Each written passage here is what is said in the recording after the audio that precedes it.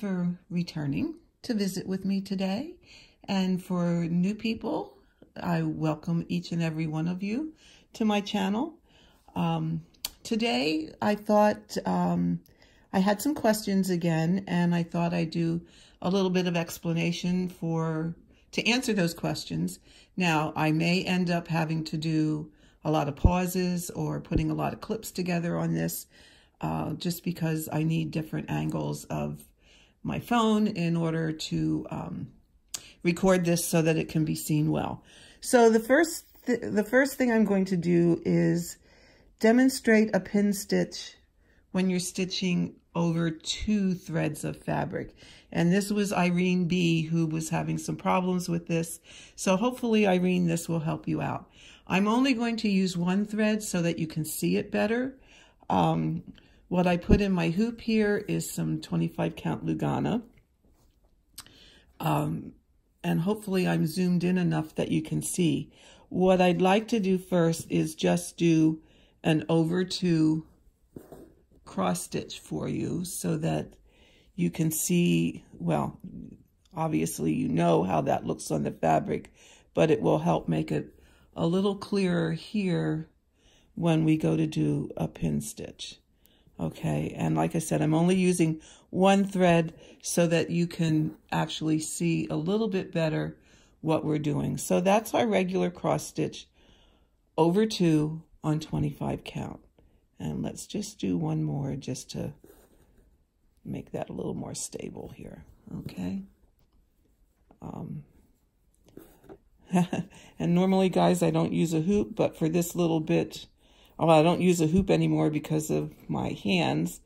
And of course, we got a knot. But this little bit, I think I can manage to get through it to do this demo. And of course, when you want to demo something, you get a crazy little knot. There we go.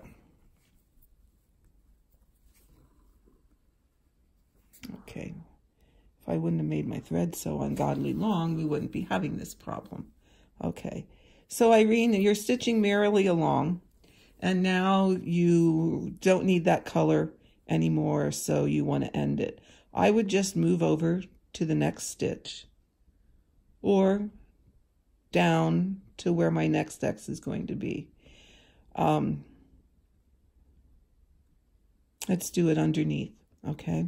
So instead of coming up here where you would to actually make your stitch, come up in the middle, okay? So I'm coming up what would be the middle of my X. I'm going down in what would be the actual center of the X. I'm going to come up again on top of that, okay, and then go down in the center 1 more time. And this, you can pull pretty tight. And I would bring it up here in the bottom and clip it off. And that would be your pin stitch, okay? So that when you start, and just clip it off tight, and you're done. And that would be your pin stitch over 2 threads. Now, we're going to pretend that this is attached somewhere, and we're coming along with the next color, and I'm just going to show you how I'm going to stitch over that with my regular X, and it completely hides it. No one will ever know that it's there underneath. And when you're doing it with 2 threads, as you normally would, it's exactly the same way. Again, I'll do it 1 more time for you. You come up in the center hole. So if your X is 1, 2, 3 holes across the bottom, you're coming up in the center one. You're going down in the very center of what will be your X. Come up at the top, go down in the center, come up again, and clip it off. Okay. Now, while I'm here and I'm thinking about it, I'm going to show you another way to start your pin stitches when you're stitching over 2, like 2 over 2, and you make that pin stitch the bottom leg of your X. So that being said, make sure I'm still in the frame here. Okay, I'm gonna, if these stitches here are going to be my X, I'm going to come up in the center, go down in the center. Okay, leave a tail. Come up in my bottom left corner. Okay, leave enough of a tail that you can get a hold of it later. Go down in the center. Come up in my top right corner. Go down in the center again.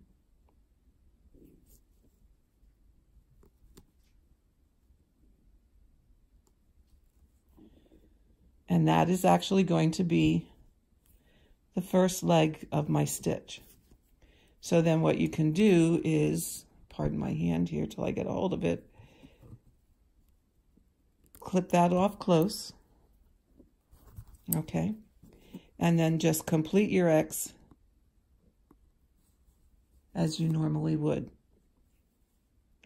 And that's how you do your pin stitch to be the first leg of your X. Okay. And then you would just continue on stitching. All right. So Irene, I hope this answers your question and clears up any confusion for you on pin stitching.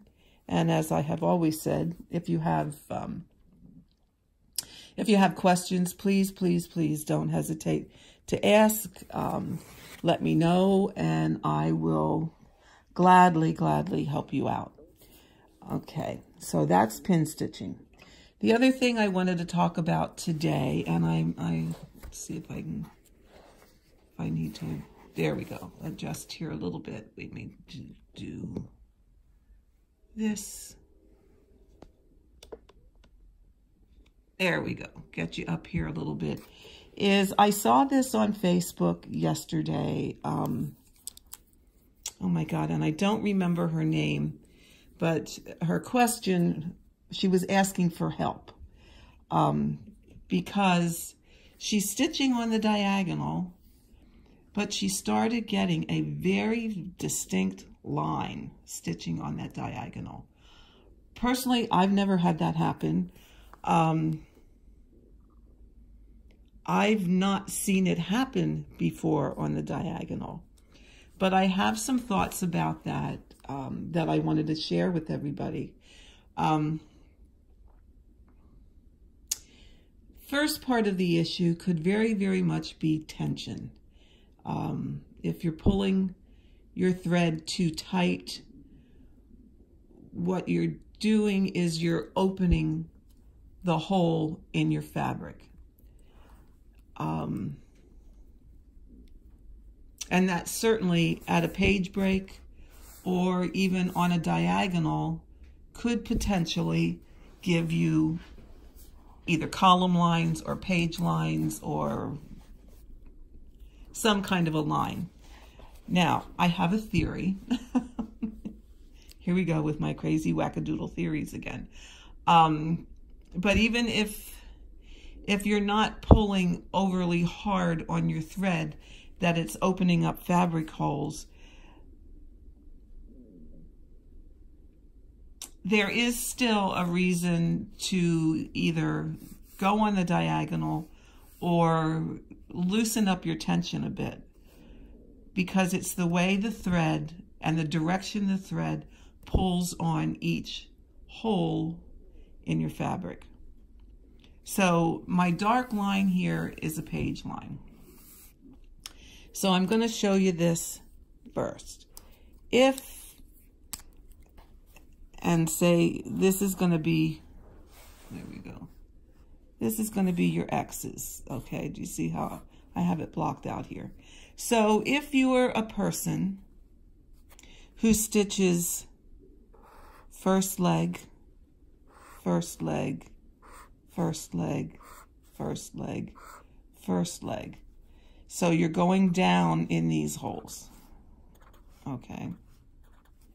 And then you're traveling back and you're coming up here, and I'm going to use a green one so I can show you this, okay? You're coming up in this hole and going up to here. So your direction is this way, and you're pulling on your thread this direction. So your potential is right here. This hole is going to open up a bit more, okay? This is your page line. All right, now you're on the next page. And again, you're going this direction. So your first stitch is going to come up here and you're going to go this direction. And then you're going to go here and this direction. So here, once again, you're pulling away from your page line. See that? Does that make sense?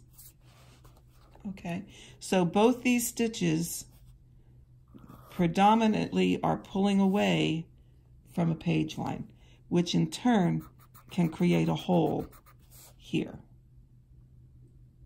Okay, so that's if you're stitching across the row and then coming back. Ooh, looks like my markers are starting to run a little dry. And then coming back. Even though you're coming back, you're going down here and then you're coming up here, you're still continuing. This may be pulling straight down, but it's still then pulling away. This, again, when you cross it, is still pulling away. So here is my theory. When you stitch 1x at a time, okay, and you got to follow me here on this, okay? And I'm going to do it close to the page line here, okay? So you've stitched here. That's 1, 2. You come up here, 3, 4, okay? So you've pulled this way. You go down. You've pulled this way. You come up again here.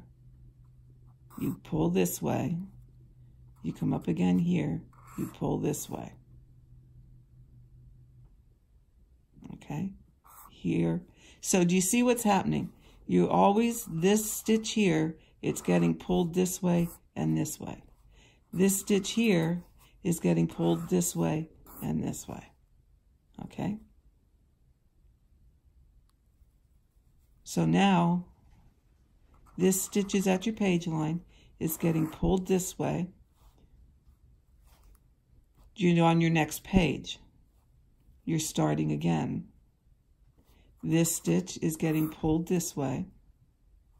This stitch is getting pulled this way. You're coming back here, you're pulling this way. Here, you're pulling this way. So here, let's look at the page lines. All right. Here, you've pulled here. You came down. You've pulled here. Next page, you came up here. You pulled here, you came down, you pulled here, you came back, you pulled here. So do you see what's happening? Every X has the same directional pull. So instead of this all being, these X's all being pulled this way, and then your last stitch here is being pulled this way. This is pulled this way. This way, this way. You're not getting that next. So every stitch has consistently the same pull on it. Okay. I don't know if that makes sense to anybody else, but to me, here is a page line, but this X was pulled this way, or was this way, and pulled that way. This X the same. So that every X has that same directional pull on every X that you're making. So you're going up here, you're coming down in the back, you're pulling this way, Your next X is sharing. This is the shared part of the hole. It's pulled this way. You're coming down. You're doing this. You're going back down here. You're doing this. So every one is getting the same directional pull on every corner of every stitch, where this way your thread is going this.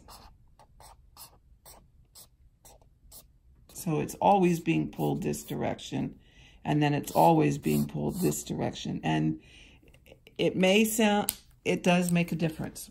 Try it and see what you try it. Stitch a little bit on a scrap piece of paper and see what you think. That could be why this woman is getting diagonal line, because it looked to me like she had a block of color. So instead of doing individual X's, which you would probably do if you had a high confetti area, it looks like she went across the row and back. And then on the next diagonal, it was that same block of color continuing and went across the row and back. And that could potentially have created the line here. So I would say just experiment with that a little bit. I might be totally wrong on that concept, but it made a bit of sense to me. The other thing is try and keep your tension consistent, because tension certainly has a lot to do with whether you get lines or not. There are people who stitch, you know, straight page lines every time, and they never get a line, and I'm sure tension is a big factor in it, but also the pull on the fabric by the thread also impacts whether you get a line or not. So that's all I have to say about that.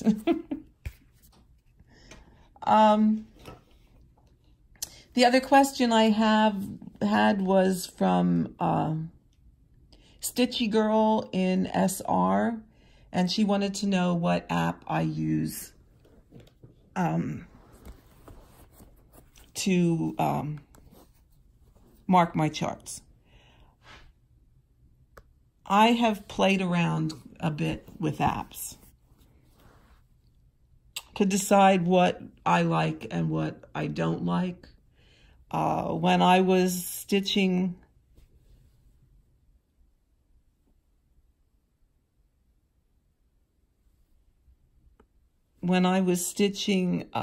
cross country, I really liked Easy PDF.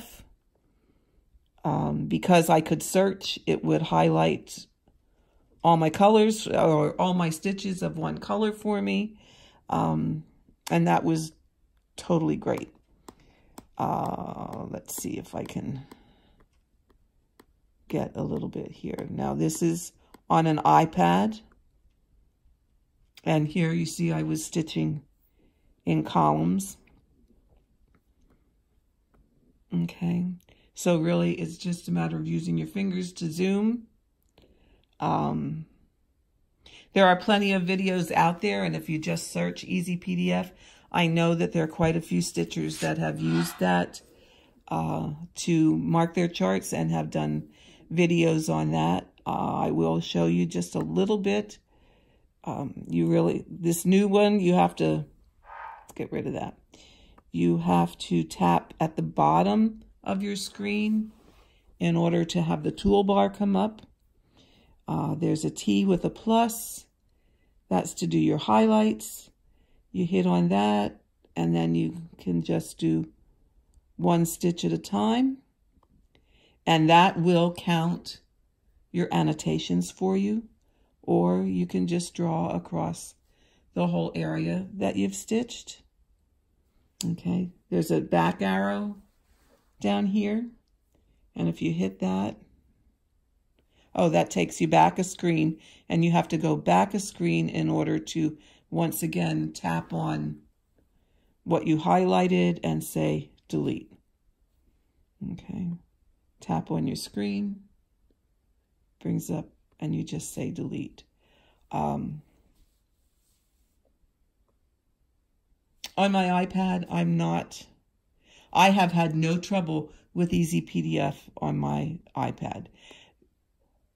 Stitching on the diagonal, I found that I don't need the time, or I don't need the ability to be able to search.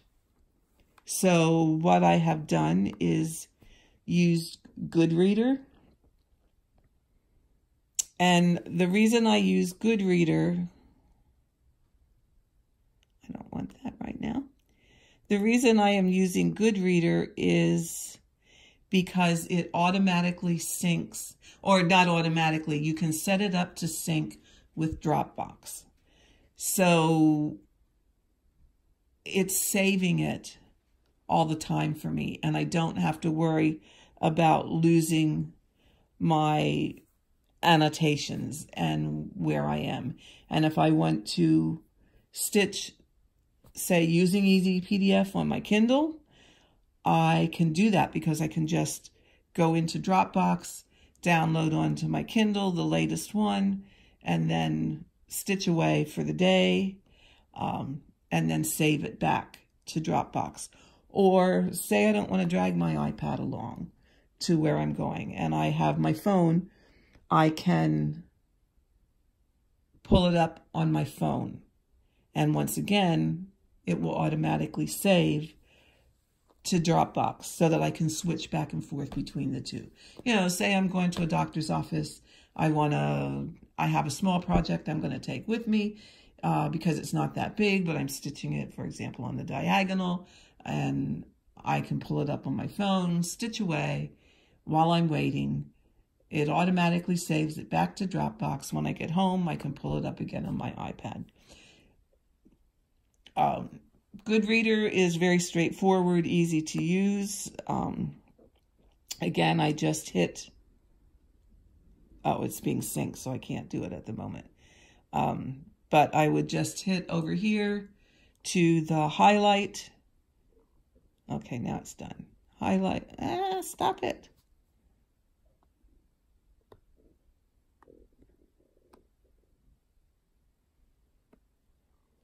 Okay, finish. There we go. I also like it that I don't have to go out of my highlighting screen in order to change my size. And I can change highlight, hit highlight, change the color. Today we'll use purple.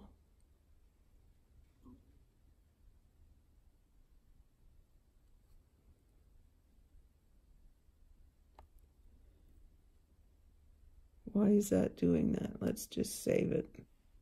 Okay. Let's change it to purple for today. And then I can just, and the other reason I like it is because I can just tap. Oops, here we go. I can just tap on the squares to highlight them. And I don't have to drag my finger across. And then to undo, say I tapped the wrong square, I'm just going to hit the back arrow up here. Let's get you a little closer so you can see it. Okay, I shouldn't have went so far away. But I just hit the back arrow up here, and that will automatically delete, and I'm never having to leave my my highlight. I can just continue on. So Goodreader is what I'm using right now.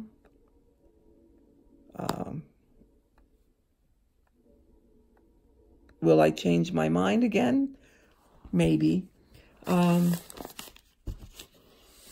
was using my Kindle, but to tell you the truth, I'm finding I like the iPad better.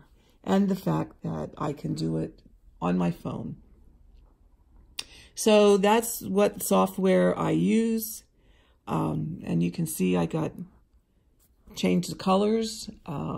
Since I'm in that the Stitch Talks Trip Around the World Challenge, I change my color every day, and then that makes it really easy to count your stitches because, of course, we're working in a column or a diagonal of 10. So it's just a matter of counting rows and multiply it by 10, and you have your stitch count for the day.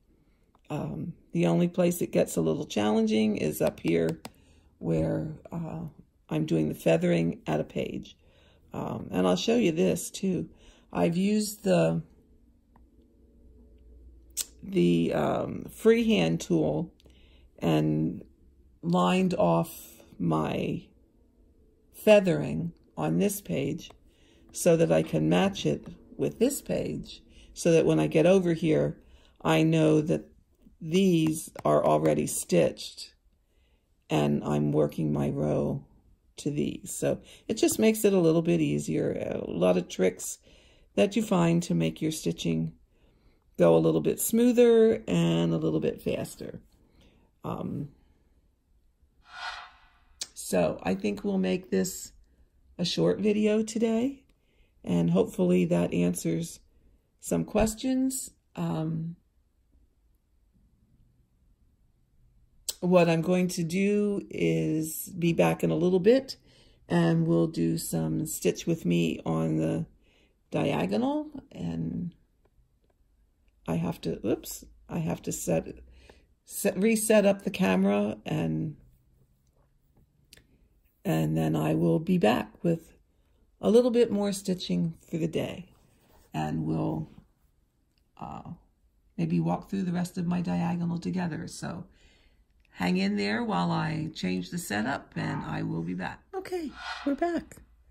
So we'll do a little bit of stitching. What I thought I'd do while I stitch today is just talk you through what exactly I'm doing as I stitch. I mean, how I decide what I'm going to stitch at any given time. I've already started this row, and the color that's in my needle here was this stitch here, which is the, I call them the hazardous waste sign. Okay, so you can see I had stitched that one. It's not used again. I stitched the hazardous waste sign, and then I need to skip 4 and come over here and do 3. So I'm doing that because I'm going to jump from here over to here to these 4, stitch them, and then park it in. Okay, I'm doing something only as an experiment that I don't usually do. I'm working up the column as opposed to down the column, and when I finish this column, I'm probably not going to do it again because I don't like it as well. So in this case, I'm going to park above this 3rd stitch because that's where I need that color again. So let's do that. So we're going to stitch 1. And hopefully I have this that my hand isn't getting in the way too often.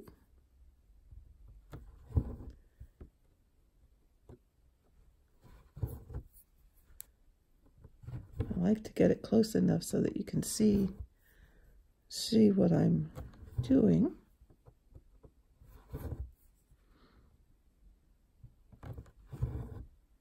Okay, and we're going to park above this one. So when I'm working up a row,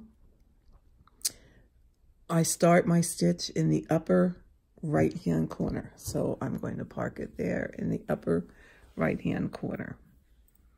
Okay, my next stitch is, let's get back here. So what I'm going to do is, okay, let's get you in the right place. I stitched this one. I had stitched this one. I now stitch this, this, and that, and that. So I now have 4 stitches in between. My next one to stitch will be will be these 3 here. And then I'm going to park it here, okay, in the upper right-hand corner.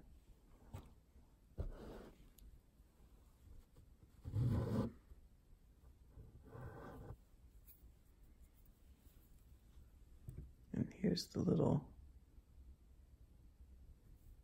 needle trick to thread your needle. Okay, you remember that? I had showed you that in some previous videos. I do find that these Easy Glide needles, it's a little harder to do, but once you do it a little bit, I did get the knack of it, so I don't need to use my needle threader quite as often, although I do have it here just in case, because one never knows when you're going to need that little guy. Okay. Actually, I changed my mind. Instead of parking it here, I'm going to park it right above this third stitch, because that is also another spot that I needed again, and it's less of a thread carry. Okay. All right, so now I will mark those off.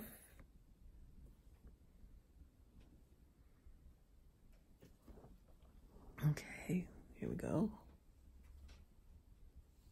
Okay, oh, better make that a little smaller for you. All right, my next stitch is going to be this one. And then I'm going to park it. Really, I'm probably going to go over here and park it. It's a little bit longer of a thread carry. However, I'm going to have 1, 2, and then a carry, and then 1 and 2. So you really just got to look and say, oh, what's going to make the most sense? I don't want to park it here in this one, because yes, that would be easy if it was just these 2 stitches, but I have these 2 over here. So I don't want to stitch here, here, and then jump way back to over here. So I'm just going to bite the bullet and park it on this one, so that when I stitch this row, I can stitch here, here, have a long carry, here, here. So that will probably be the first symbol, or one of the first symbols I stitch in that next row. So that being said, oops, wrong thread. We want this one.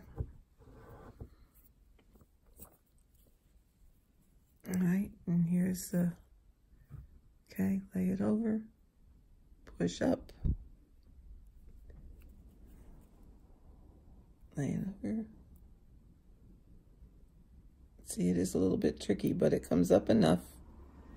And if you can't push it up on the first try, flip your needle over and use the other side of the eye, because one side is a little bit wider than the other one. Okay, so we're going to stitch that stitch, and I'm going to make it bigger for me to see.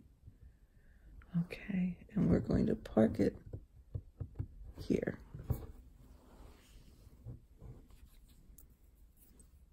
And then the last one on this row is the, I don't know what you would call it, the double arrow pointing up.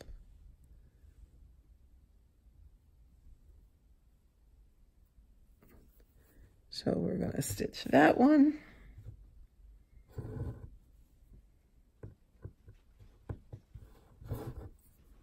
And we're going to park that in the nearest one. So it would be, okay, park that here. Okay, let's mark this. All right, so now we have, let's look back here again. Now we have, oh, pardon my bouncing you around here. It's a little hard to get it in the frame. Now we have a couple choices. This is going to be a single stitch, so we can save him for last. This, we're going to have a long jump. The upside down, we're going to have a short jump. Here, we're going to have a short jump. So I will stitch this symbol first, have the long jump, and then when I stitch these, yes, there's jumps, but they're much shorter. It will secure that carry from here or from here to here, okay? Now this stitch here, I may, okay, I was going to say I may save till last because there is 2 other occasions up here a little bit further. Here,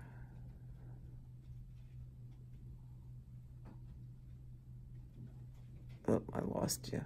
Okay, here, and then another one here. So I will go ahead and add that thread in and stitch those on this column. Okay. So let's start with this one.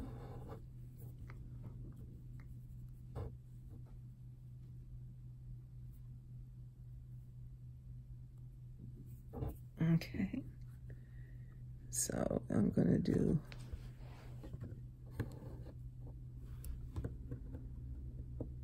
two.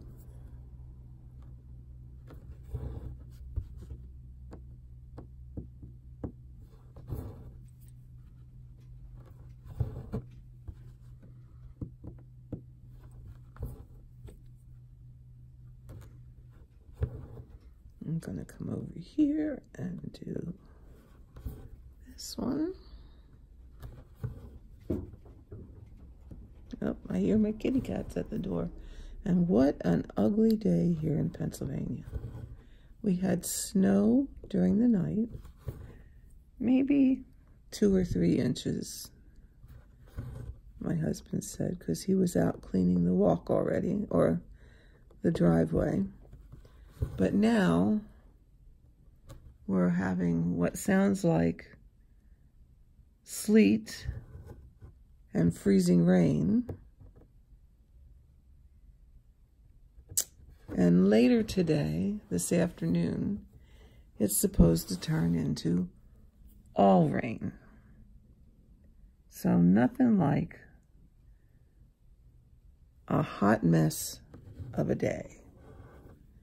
And nothing like having snow and then on top of it, freezing rain and ice to make driving absolutely horrendous.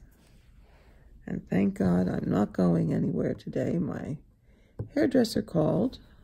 Well, not called. She texted me last night and said she was going to err on the side of caution and close today and reschedule my appointment. So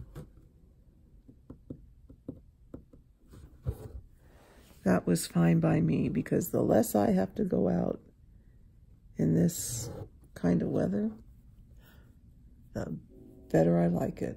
I often say to my husband, that's the best thing about being retired, is not having to go out in this weather anymore, unless of course you choose to, and more often than not I choose not to. Yeah, I'm ready for spring. Okay, this is going to go 1, 2, put that there. And now we just have this one.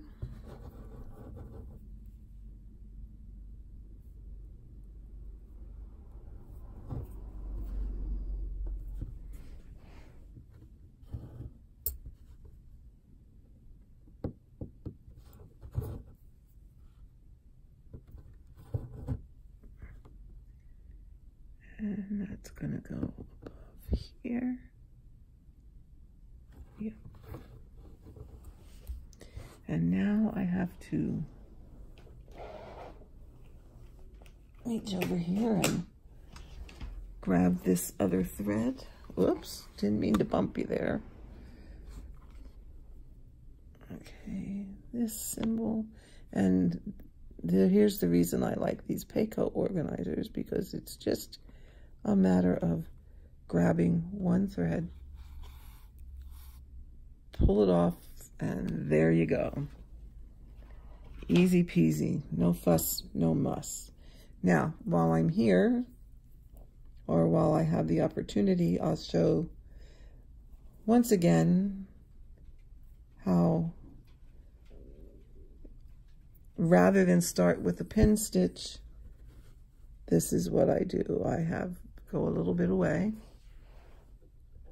And this is kind of my version of the lasso method. I come up in my bottom left corner.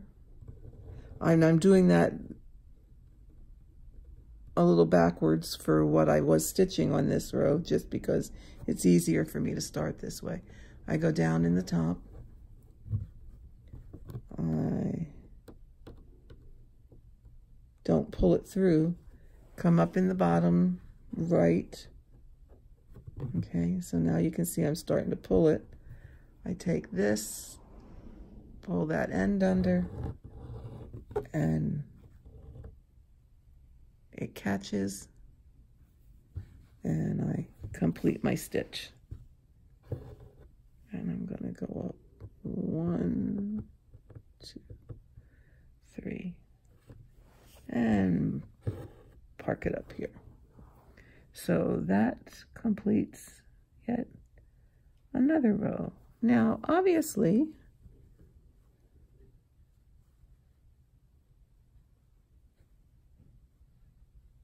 okay,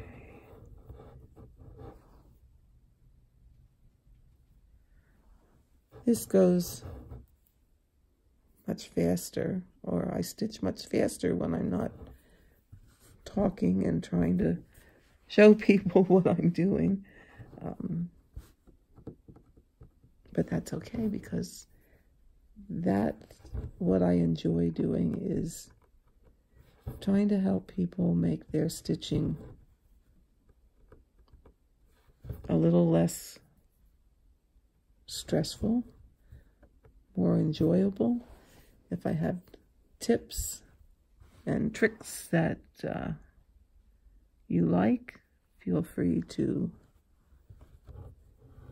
use them, because that's why I'm here. That's why I'm doing these. I just enjoy teaching people and doing what I can to keep our craft alive and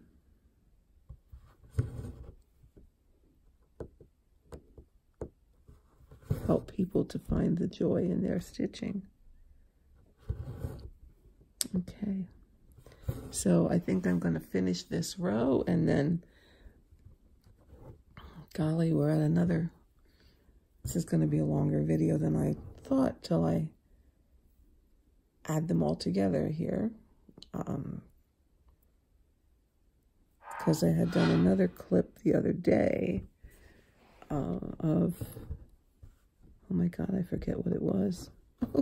But it will get added in here.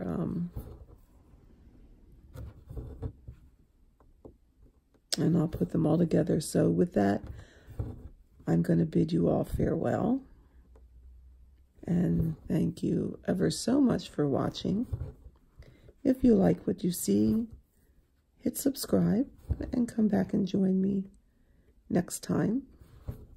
Will probably be next Tuesday. Seems to be a time that works good for me to do a video, so thank you for joining me. Thank you for allowing me to visit with you. Have a great rest of the week. and find your joy. Bye-bye. Okay, many of you have asked what I do when I get to the end of my diagonal. So I thought I'd do a quick little clip on what I do at this point. You can do one of two things. What I did do when I was at the beginning of this row of pages, and I've since thought better of it because it just makes too many threads hanging, is I just did the first leg of a stitch and then parked it where I would come up to complete the second leg and left it go. That way, when you went to the next page, on that very last row of gray would be, yeah, the very last row of the gray section on the new page would be this last row here of stitching, so that you could just continue on down the column. But I didn't like all those extra threads hanging, because we know I don't like all those extra threads hanging. So what I have chosen to do is I just end off. So I'm at the point now where I have basically completed my stitches. I did the first half of this stitch, and of course I have to switch from my Easy Glide needle to, I switched to a chenille needle because that has a much sharper point. So I'm just going to complete that stitch and then just find a spot and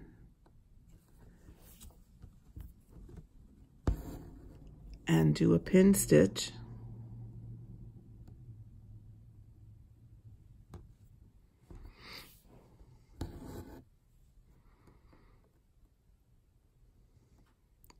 And this is why I like the chenille needle, because you have to actually, on this 25 count, you have to actually split the fabric thread in order to do your pin stitch. So,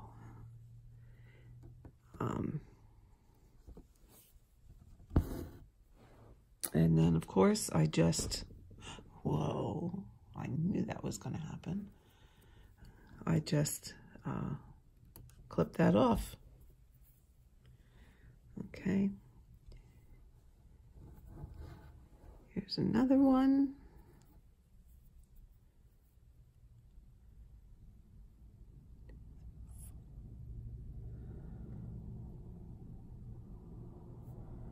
Okay. And I just do the same thing. And some people think they have to like go down a couple rows or out a couple rows to do their pin stitch. No, because then they stitch over that little bit of thread. Well, if you're going to do that, then you might as well, if you're going to do that, then just make it an away thread and stitch over it. You don't need to fuss with a pin. I go as close as possible to my last stitch, because the pin stitch is so very secure. It's not going to come undone. And if you don't believe me, you will, if, God forbid, you have to unstitch an area and undo that pin stitch. All I'm going to say about that is, yeah, good luck with that, because it is a challenge to get them undone, which is another reason that I do like them.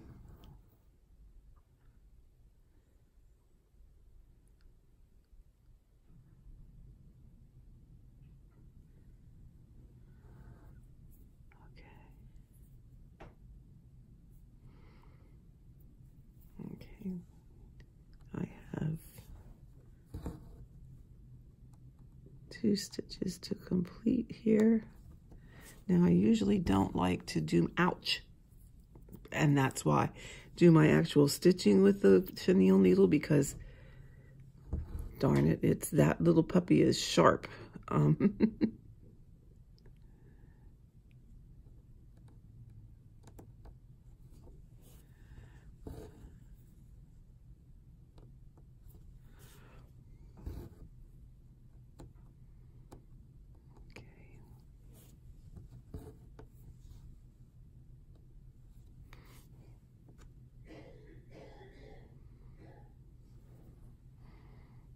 Just gotta flip my chart up here. Okay, that's why.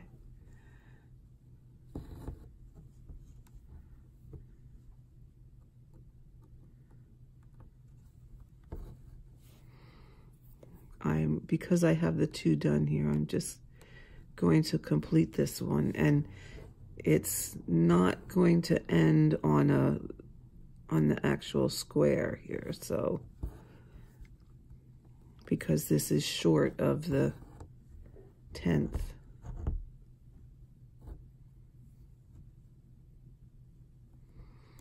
So I'm just gonna, again, pin stitch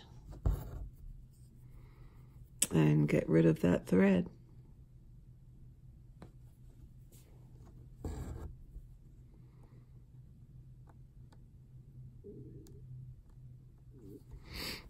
Okay.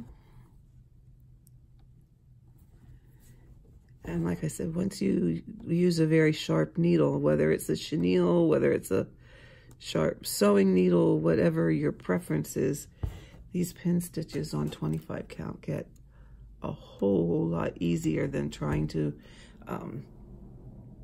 pierce those threads with a tapestry needle. Yeah, that's not so fun. A little bit hard to do.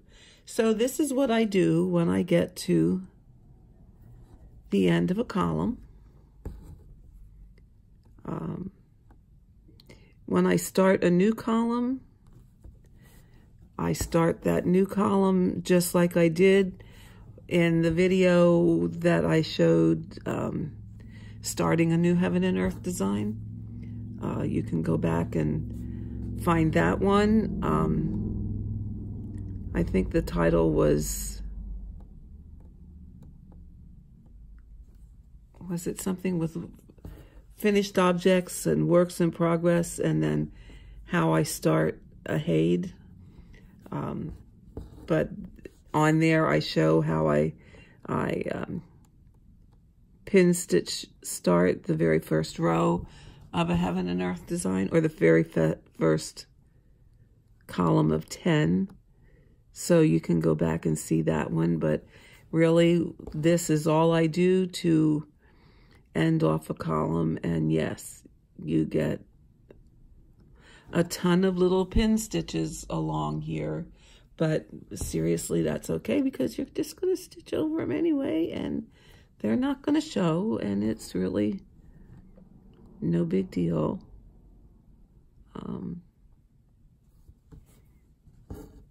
So there you have it. That's what I do to end a column, and I will restart up at the top and work my way down again. Some people, and I guess you could do this, I find that my stitches look nicer when I work from top down. Some people will just move over into this next column of 10 and work up. And you can do that if that's what you choose to do. It's totally up to you, but this is what I do.